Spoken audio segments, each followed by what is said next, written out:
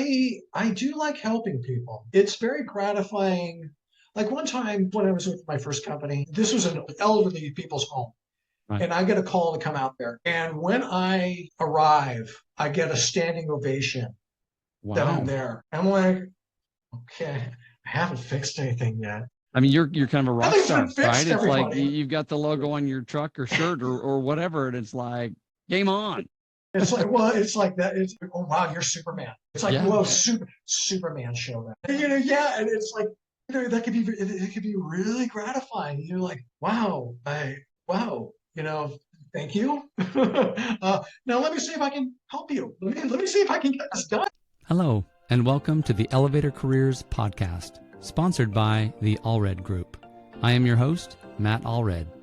In this podcast, we talk to the people whose lives and careers are dedicated to the vertical transportation industry to inform and share lessons learned, building upon the foundation of those who have gone before to inspire the next generation of elevator careers. When talent is mission critical, call the Allred Group.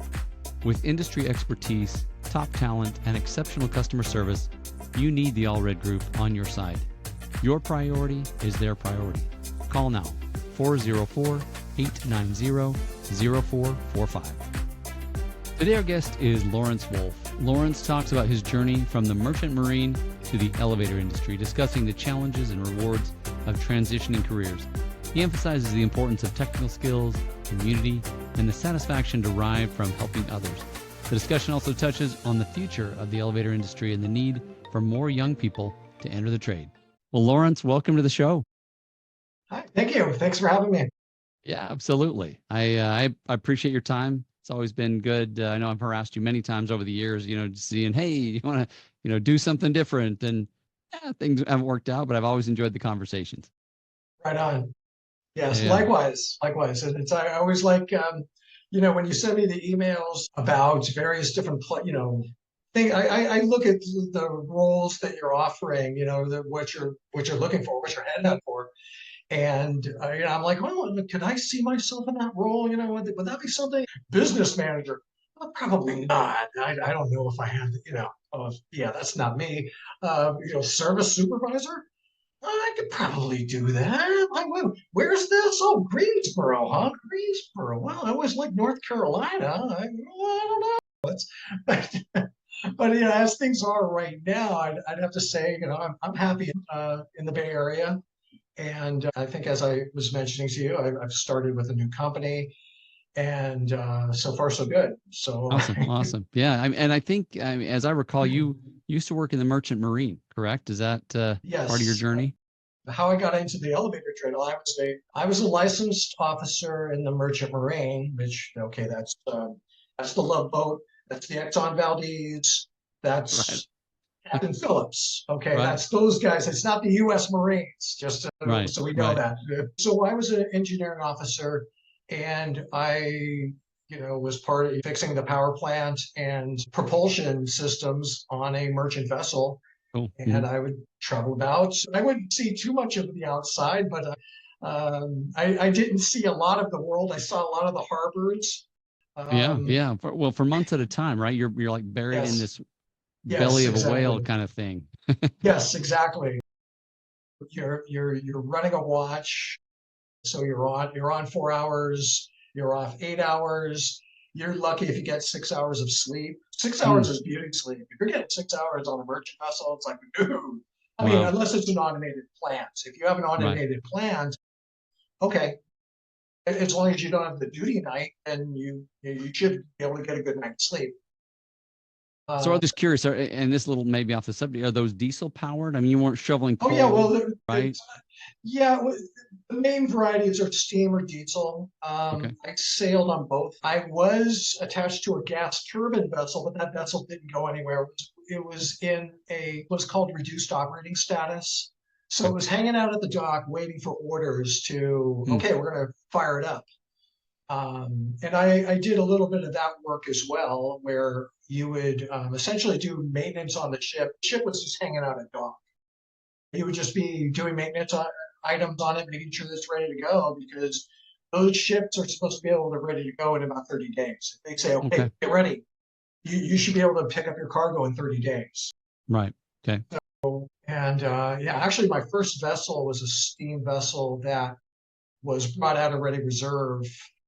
Well, no, it wasn't Ready Reserve. It was mothballed. Okay. So this was the Interesting. Gulf War.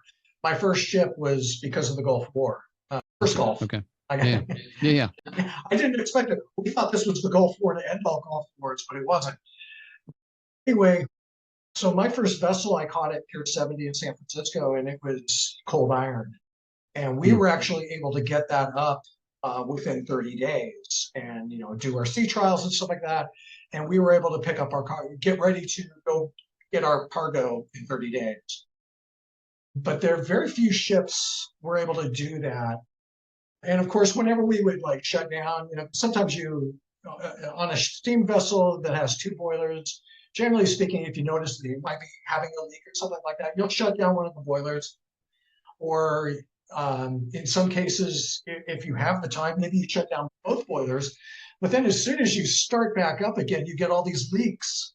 So it was just always playing whack-a-mole with leaks. I can't even imagine. So what was it that led you to elevators from traveling the world and working on power plants, as you say?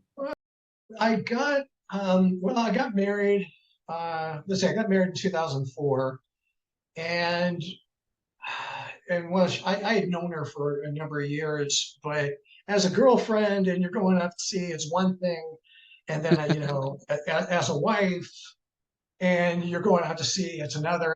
I think I was pretty cavalier, when it's like, well, hey, there's no ring attached, that kind of thing. Okay, well, now we're serious, and it's like, yeah, this is tough. This is hard. She liked the fact that I liked it, and that I had a lot of pride in doing it. Sure. So I think she could tolerate that, but it was hard on her, and it's hard on anybody who does it. It's anybody. Okay, anybody who's like a long haul trucker. You got family, and you're a long haul trucker. Same difference. Almost like the military, maybe, right? You're deployed for however many months. Active duty military or reserve who gets active duty. Absolutely. Yeah. Had you ever dreamed of working on elevators, or what was it that kind of brought it to your attention? No, I had no idea what it was. I answered a Craigslist ad. I was on vacation. Everything's great. And I'm just like, right, maybe I could do something while I'm cooling my heels. I was on a Craigslist, and I was like, elevators. There was this local company in San Francisco. Well, they were out of Pacifica. They still are. And they were looking for somebody. I was thinking, at the time, I was maybe if nothing else, it's something I can do. And while my union card with the maritime union gets nice and built up, and then I can go back and get a nice, really good paying job at the union hall. And then I can tell these guys, hey, look, I'm just going to go to sea for a little while, and I'll be back. I was thinking, that's what I would do. But as it turned out, I ended up getting in with this company. After they interviewed me and they saw that, I knew what the heck I was talking about, at least as far as maybe not elevators, but they handed me a print, and I was able to go, well, that's this, there's a relay, this is a coil. Right. This is a transformer, blah, blah, blah. I was able to, go through that. They saw that I had aptitude. Sure. And so they took me on, and they were in a situation where they were losing two guys at the same time. Wow. Yeah, one of them was a service guy for them. The other was he did mods. He did repair and mod for them. Were they retiring? Where were they going? They wanted to move to Texas. This was 2006. Mm-hmm. So they had both, they both lived in San Francisco, and they had it. They were the kind of guys who were just like, you know what? They had that I'm getting out of California feeling. Okay. There was, they were part of the early exodus. Right. Okay. So anyway, so that was their thing. They were just like, yeah, we're moving to Texas, and that's it. Okay, right on. And they ended up getting jobs working. I've lost contact with both of them, but I think one of them was working with EMR. Yeah. So and the other one I think works for Allred. Okay. So he's doing like crane elevators. For sure. So, I mean, it sounds like you maybe stepped right into the fire. I mean, it took you, I assume, some time to like get your license, right? But if you're got two guys walking out and one guy walking in, it's like you better ramp up pretty quick. Is that Yes, and it kind of, well, for me, they kind of just they threw me around everywhere. At first, it was like, okay, well, we're going to have you do repair. They had me working on a mod. They had me doing repair. I mean, it was chaos. It was true chaos. And the thing is, it was just so they hired me and they hired this other guy, and that guy was from, I think he was aerospace. okay? Mhm. Or airplanes, so Right. A&P. He was probably like an Okay. A&P kind of guy. Um, he didn't turn out though. As it turned out, it's like I think he lasted maybe a month and then he Oh, moved on. wow. He was just like, okay, no, so at that point they were like, you know what? We're gonna have you run this route. So Okay, you've been there I'm how gonna, long? You'd been there a month or two, and yeah, yeah, you're pretty it. much. And so yeah, they just kind of threw me wherever, and I just said, okay, great, yeah, I'm gonna do that. What was it? Uh, So I'm just curious. I mean, obviously for him, it was a little too chaotic. Did you like the chaos? Was that part of what I you thrived I in, was or? I was okay with that. You Mhm, know, I mhm. I mean, a merchant vessel can be kind of chaotic. I can't even imagine. Oh, and you don't have any outside resources, right? It's like, oh, hey, well, when we swing by Hawaii, we need to pick up parts. I mean, you really didn't have the option, right? You had to make it work. You're out in the Oh middle of the yeah. ocean. Oh, well, no, there's that. There's the idea of that you have to be resilient. You're the fire department, or you're the Everything. doctor.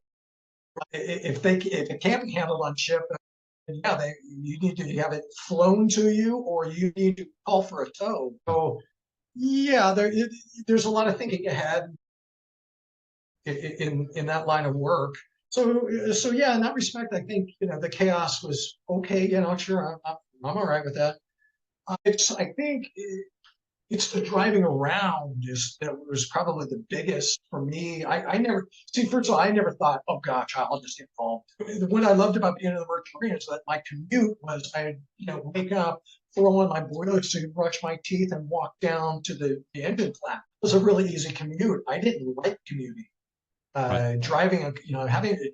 I thought, oh my God, that's just I could never imagine that. And then now I've been doing it for well over 20 years. How long No, is your well, commute now?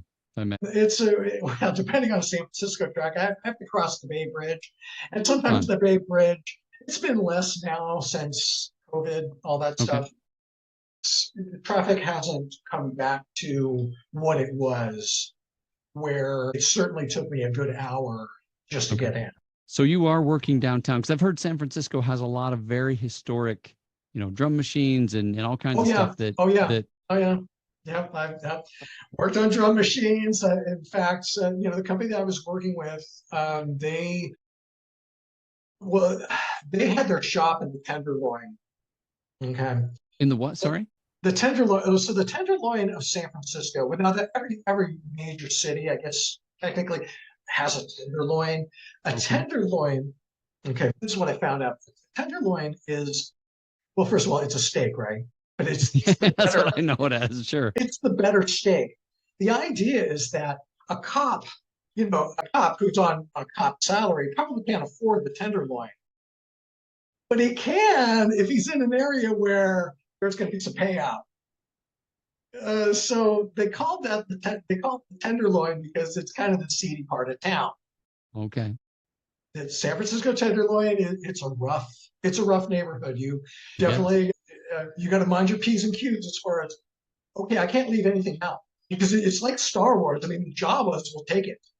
But anyway, that place was they originally had their shop in the Tenderloin, and so Okay. that's where if you had to load up your vehicle, basically it was in this parking garage, like on the third floor of this parking garage. You would take Interesting. this old elevator up to, this elevator was probably installed in 1926. It was a 20s elevator, overhead traction, and I believe they had two elevators now that I think about it. But this was this old parking garage, and essentially we would do the service for free.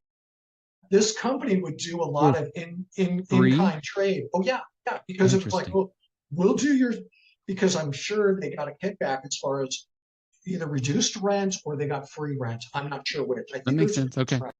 So your office was actually in a parking garage? That's what I was trying to. Yes, yeah, that was Okay. where, I mean, so like they had a desk, they had piles of parts and various different lubricants, whatever you needed, pig pads, you name it. So you would like roll into that garage, and depending, there might be four or five other cars already there trying to load in and stuff like that. And so it's one of those circular kind of garages Right. where it isn't that wide of a lane. So you sometimes you'd have to move your trucks and let somebody pass and stuff like that. So anyway, that was there in the Tenderloin. I remember my first day, once it was like, okay, show up and take you to, we're going to show you around. So I think they said, well, our uniform is black, so just wear black. And I said, okay, great. So I had, a t-shirt, black pants, and they said, yeah, bring a Leatherman. So that's all A they tool. asked. Sure. Sure. Yeah. So I'm like, okay, right on. So I had a Leatherman, and that's it. And then I'm walking. I took the BART. Me and my girlfriend at the time, we lived in the city. I'm like, we didn't have a garage or anything like that. It's Sure. like, well, Sure. I really parking where I was living and where we were living at the time, it was like parking in the city. Anyway, so yeah, I took the BART down there, and I'm walking up the street, and I meet with the owner, Eric, and he took me around. It was like, okay, well, I'm gonna take you to this place. He could drop me off at some place, and hey, I'm gonna have you work with this guy. I'm like, oh, okay, great. I'll see what this guy is doing. So this was before you got the route? Turned Before I to do got this? this was Okay. kind of like Yeah. seasoning of like the owner, he was pretty much their troubleshooter. Okay. So if he was busy, it was kind of like, okay, look, I'm going to give you to these guys. And he had me working with, the repair guy. He had me working with that service guy, those two guys who were going to take off to Texas. I mean, they were actually really good because I think, if I remember, I think they gave him like 2 months. They said, look, we're leaving. Okay. So Right. they gave him a lot of time to, we're gonna make it nice and easy, but we're leaving. So anyway, and I really hit it off with those guys. We would do things after work and things like that. So meeting of the minds and stuff like that. So yeah, he had me working with the repair guy. He had me working with the service guy a little bit. And then when it was like, okay, look, I'm gonna have you be a repair guy. Okay, I was working with the repair guy. I was helping him do Babbit, rebabbiting things. And of course, for me, my understanding of Babbitt was like, okay, bearings like for a line shaft bearing on a ship. Right. I never dreamed that I would be okay. Well, you're going to be pouring this stuff. You're going to be heating the stuff up and actually pouring it into a mold and Yeah. creating the bearing surface yourself. I'm like, wow. So in that respect, it was great. It was, because I learned about Babbitt, in school when I was at the Maritime Academy, but I the actual practical application of it, yeah, I never worked with it. So. For sure. For sure. Yeah. Have you ever looked back? Have you ever thought, man, I wish I was back on the ships? I mean, it sounds like you're. No, no, no. I swallowed anchor. It's a young man's game, or it's a young person's game, I would say. Although, if you look at the average age of our merchant marine, they're probably more like my age, and it's like I don't know how you got to keep the fleet going like that. But anyway, that's not my problem. Yeah. So, How long before you really, I I guess clicked? I mean, it sounds like you didn't really look back. You were just like, hey, this is what I'm doing. Was there a point at I which you were like, hey, this is awesome. I'm gonna be here. well, I, I think once I looked at my pay, once I was looking at my pay Okay. and that I wasn't having to leave, it was like, yeah, okay, well, this is fine. No brainer. This is a no-brainer. It's like, I mean, the Merchant Marine, again, I was very proud doing it. I enjoyed it a lot. I had a lot of pride doing it. It's a great skill set. It's constant learning, just like the elevator trade. For sure. and just like the elevator industry. But you don't have to leave your loved ones behind. Yeah. For months at a time or Yeah, however for long it months at a takes to, time, you know. yeah, Yeah. I mean, I gotta leave and go to work, you know. I, they haven't made the elevator where you could just fix it from a computer and sure. telecommute. They're I not going to can't drop it wait. off at your house and have you work on Yeah. it. Well, actually, I do get parts sent to my house now. Okay. Yeah. So I But mean, you got to go install them somewhere. I do have to bring them to where I'm at. So yeah. Hey everyone, thank you for listening. This is Matt with a brief message from our sponsor. The Allred Group has been recruiting elevator industry talent for over 14 years. If you are looking to grow your business and hire great people, contact the Allred Group at allredgroup.com. That's ALLREDGROUP.com, and talk with Matt and his team about how they can assist you. And now, back to the show. What would you say was maybe the hardest thing for you to kind of, you mentioned the commute, right? Were there other things or other lessons that you were like, man, this is tough? Well, certainly when you're cutting your teeth, you know, in troubleshooting, yeah, that's tough. It's Hmm. very frustrating. You know, okay, yeah. First of all, you had to take the stairs just to get someplace, Sure. or you had to crawl into that steamy, smelly basement drum machine room that has rat feces all over Ooh, it. fun. And yeah, sure, you know, you got you got to get seasoned to that. But once you're over that, well, now I got to troubleshoot this thing. Why is this ancient machine, this machine that was installed before I was born? And Um, you gotta understand how, I mean, how does it even work, right? Because there's such a yeah, different function going on if you've not worked on it. yeah, and I was pretty much in at the deep end. I mean, they pretty much threw me in at the deep end. So I was like, no, okay, here's where we Yeah. go. You just sort of pick up things from. I would, if I had trouble, I would call for help. Hey, man, well, what do you think? There was always the phone, but sometimes, you know, the guy would come in and go, well, you know, no, no, no, no, no. A lot of times I could, you know, rely, at least at first, I could rely on the guy who was, you know, who hired me, who was their troubleshooter. He was the owner troubleshooter. Right.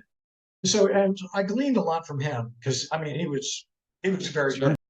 And He they've been was doing it very skilled. I a think long at that, time. I want to say at that time, let's see, this is in 2006. So I want to say he might have had at that time. So he was like third generation, or Sure. actually fourth generation. He was Oh, fourth wow. Okay. generation of an elevator family Mhm. who they got their start. They had a company called Independent Elevator that was back um, probably as early as 1915. Wow.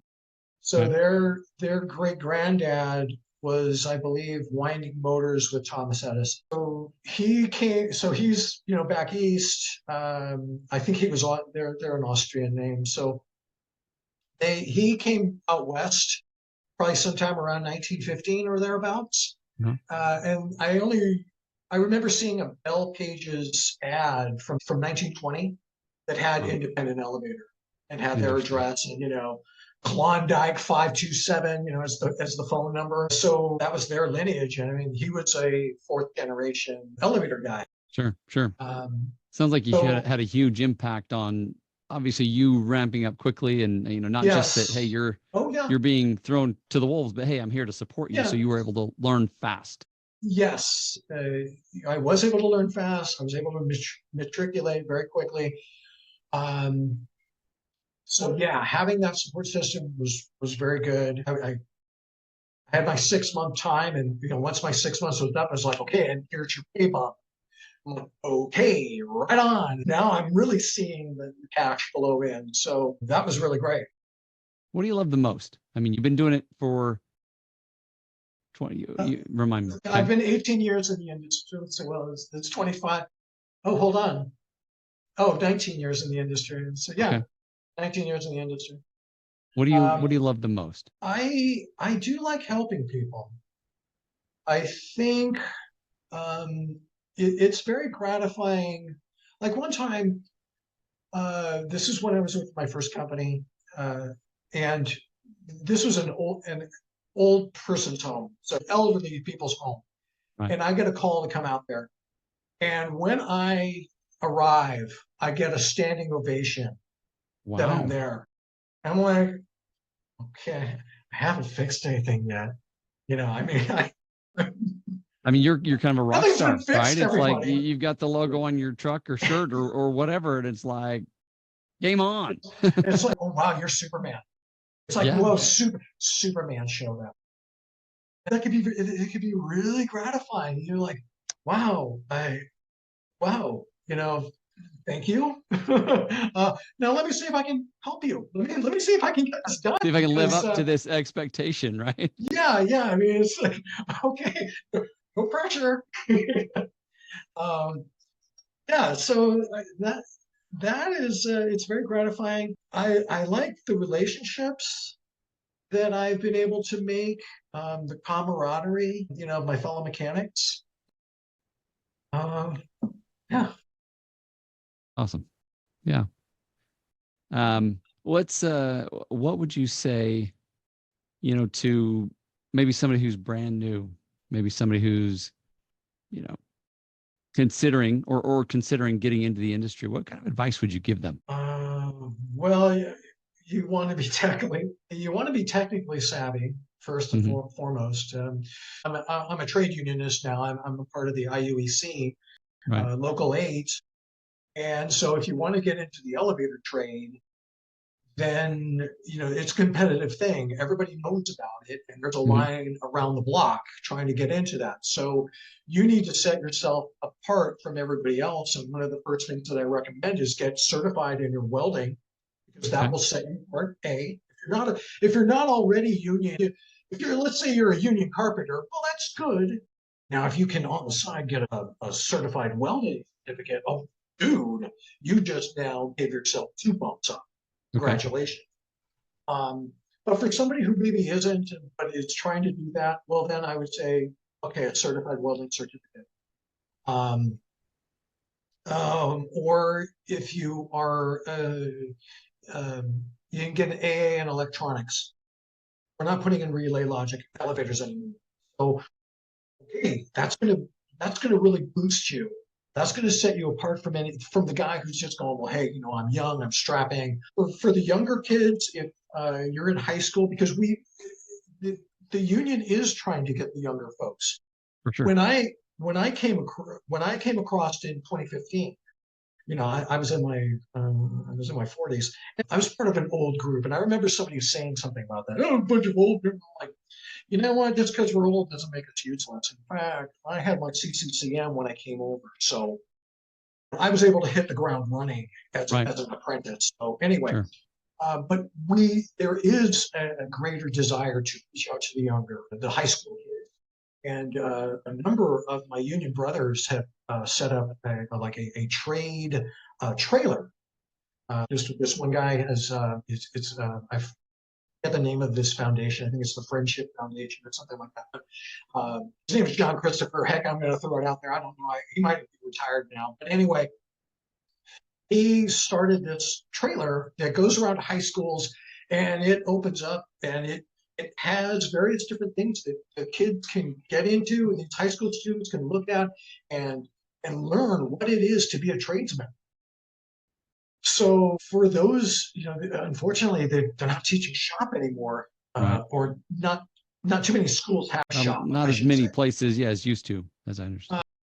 I know on a previous episode of your podcast, I heard one of the guys talking about, well, I was into cars and stuff like that. And, yeah, if you're mechanically inclined, okay, well, that's a bump up. I mean, I know that if you were to come into the trade or even into the industry, okay, you're going to go non-union, you're going to work non-union. Fine, I've done it myself. Mhm. Nothing, no shame. So if you tell, well, I work on my car and I'm with it, that sets you apart from the other guy who's, well, I show up to work on time every day, and well, you know what? We kind of expect that.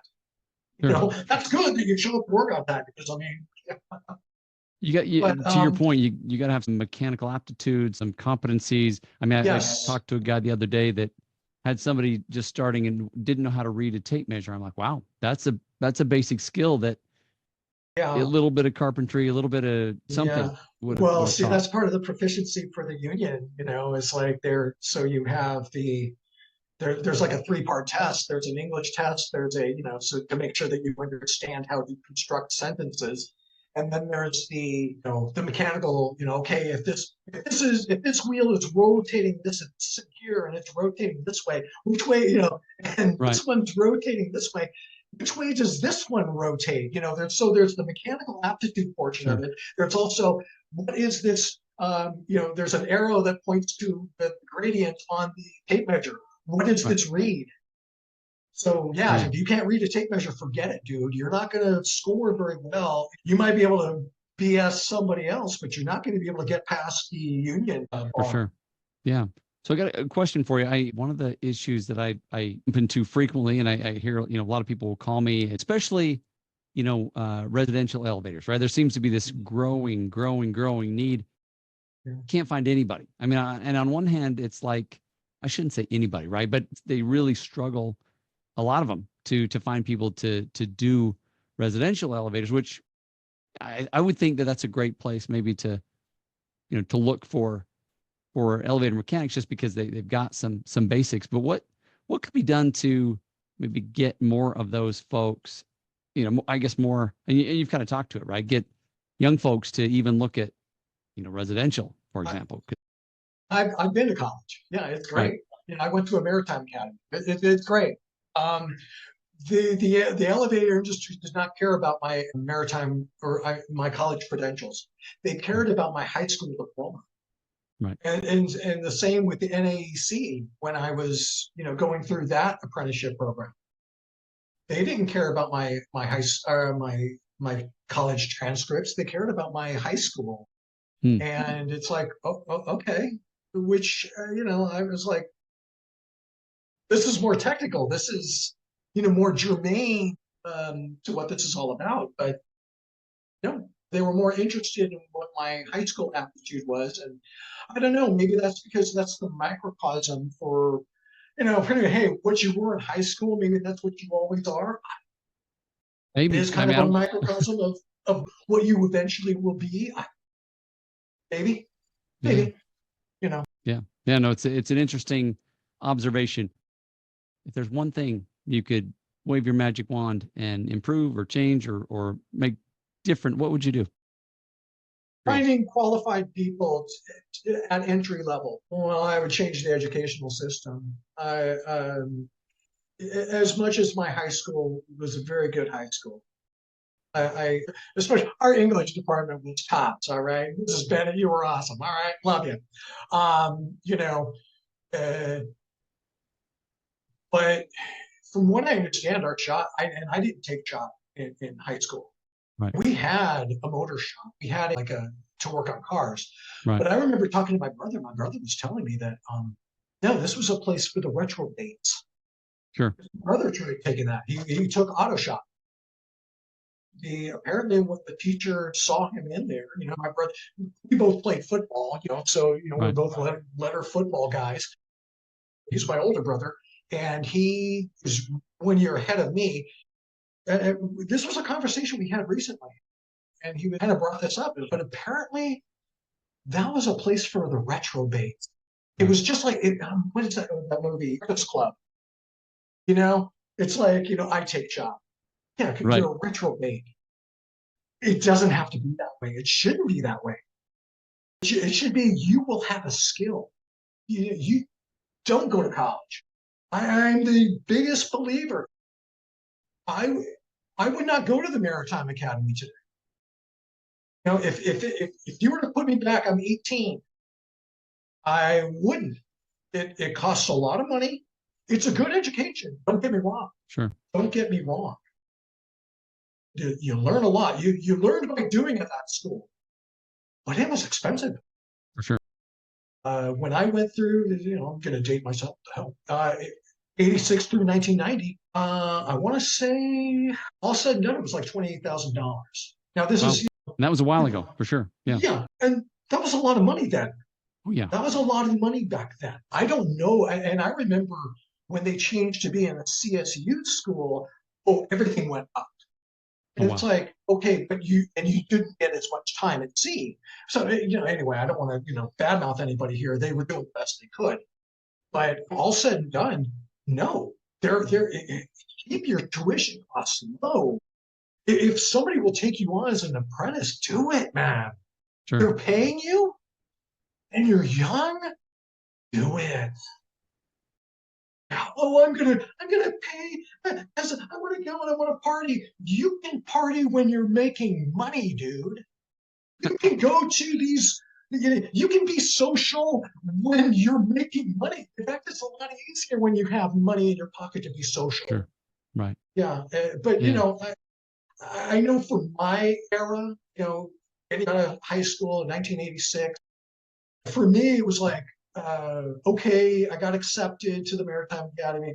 My parents were all so proud, blah, blah, blah. And it's like, yeah, you know, if I could only go back in time, I would say, that's great. That's neat. Yes, I'm the first of my family to go to college. For me, I was planning on joining the Army. I wanted to become an Army Ranger for crying out loud. One thing I see in the elevator industry is definitely like you're talking about, just such a variety and diversity of skills that you can really not only gain a lot of confidence across the board, but you can really open up all kinds of opportunities, right? If you, like you say, when we talked at the beginning about, hey, if I want to go be a supervisor or a manager, if I want to go be a consultant or an inspector, or I mean, I Oh, can do yes. a lot of different things because of this vast experience and knowledge I It, have that to your point, I wouldn't necessarily get that in most of the colleges these days. no, I absolutely, especially the elevator, uh, especially the elevator industry. Hmm. Absolutely. The field is wide open. I truly don't have any fear in as far as well, let's say I something bad was to happen to me, and I can't go and work on elevators anymore. Well, one of the things is there's sales, not only elevator sales, but there's elevator part sales. There's For sure. there's components. You could, if you knew how to source all this stuff, you could become a supplier. There's this guy who's just running his. Whenever you need a part in the area, call My Elevator Products, MAI Elevator Products. Yeah, I mean this guy, he runs it out of his garage. He's been doing it for years, and Sure.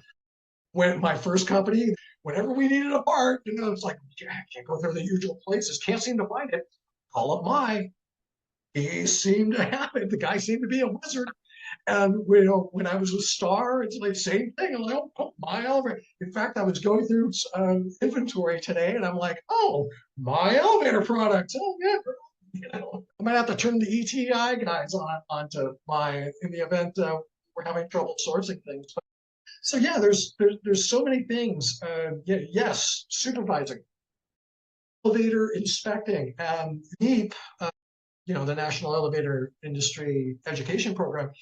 They offer a course. Well, I mean, there's also NASA.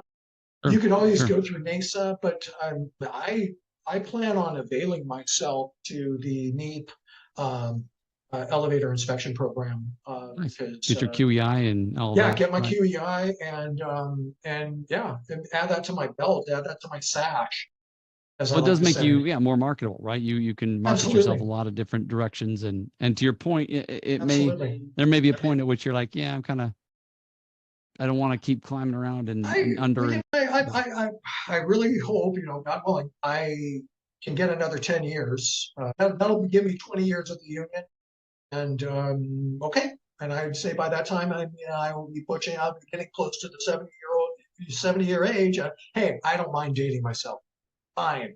And I think after that, it's, talking about what we were talking about earlier, it's this old timer, and I'm going, well, what about retirement? And he's going, and do what? But yeah, I mean, with that company, there was a couple of old timers there. That's just I get it, and do what? well, and I do find that a lot of people in the industry that do what you do, they love it, and they tell me, why would I want to retire? I love what I do. I love the people I'm Absolutely. working with, and it's fascinating to me because I think there's so many people unhappy in their work, unhappy with what they're doing, dying, just trying to retire. Yeah. I never know how my day is going to go.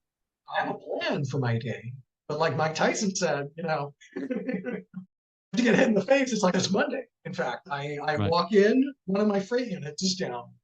And, it's like, okay, there's only 2 in the building. And I'm like, okay, well, better see what's going on here. And it's one of those situations where I knew pretty much what the heck the problem was, because every light was illuminated in the panel. The fire buzzer was going off, and of course the doors were open. And I'm like, okay, the power supply is taking a crap. Looks like I'm going to be doing some soldering, and I'm going to have to make sure I got a power supply, and blah blah blah. So the company I'm with, they do a Monday Zoom meeting. I've got that on speakerphone while I'm doing changing out this power supply, and they're talking about governors. And okay, well, this is the expectation if you run into governor issues and blah blah blah. And I was like, meanwhile, I'm just fixing this thing and swapping that out and getting their stuff up and running. And yeah, I never know how my day goes. And I mean, I'm an in-house mechanic, so it's like, okay, my commute's pretty much set. I don't know how that's going to go either. I mean, there's some days I wake up and it's like, oh, geez, somebody, there's a total pile up on the Bay Bridge, and it's like, I'm not going down and around to get to work. So there is that sense of adventure in, as a service mechanic. Yes, it's very much like that. And I would say even for a mod mechanic, you don't know how that's going to go, because I've done a couple of mods and it's like, okay, we were going to do this today. Oh, but we don't have that. Oh, wait a minute, who didn't plan that? It depends on how old the building is, right? I mean, you may be dealing with something that's like, whoa, this is. Yeah, you always run into a challenge. It's great. The pay is great. Yeah, what more can I ask for? It's like that standing ovation that I got. People are glad to see you, generally speaking. Not always. There are times they're kind of like, you this is the 5th time. I used to love when I'd be on call. It's like I get the call and they go, "The guy was just here 5 minutes ago." It's like, okay, wait a minute. But I'm here with my cape on, and I'm going to get this going, right? I'm going to see what I can do for you. I mean, do you want to? I mean, this is an overtime call, sir. Do you want me to come on down? I'll come on down. It's problem solving, and I for me, it's very much. I like doing that. I like helping.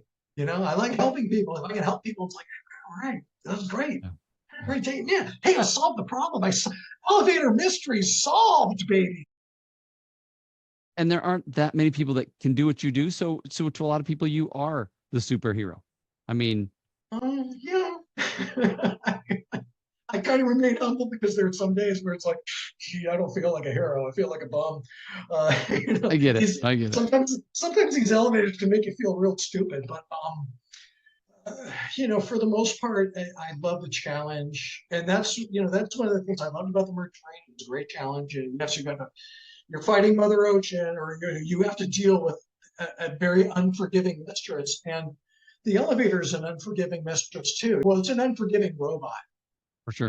If it can go, if it thinks it has the permission to go, it goes. And you didn't do what you had to do to make sure that it doesn't have permission, or you made sure that no, dude, you're not going nowhere. Well, it will crush you. It's nothing personal. I'm just going somewhere. Yeah. It's not kill, maim, destroy. It must get to level. And if you're in the way, you're in the way. Yeah. For sure. Well, Lawrence, this has been a lot of fun. I appreciate the time. I appreciate your passion. I mean, that's kind of what draws me to these conversations, is just the excitement, the love you have for what you do. And it's an honor. So I appreciate you being with me today. Well, the pleasure was all mine, sir. Thank you. Thank you. Stay safe, and we'll chat again down the road. Thank you. I will. Thank you for listening to the Elevator Careers Podcast, sponsored by the Allred Group, a leader in elevator industry recruiting. Please visit our YouTube channel at Elevator Careers, or check us out online at elevatorcareers.net. Please like and subscribe. And until next time, stay safe.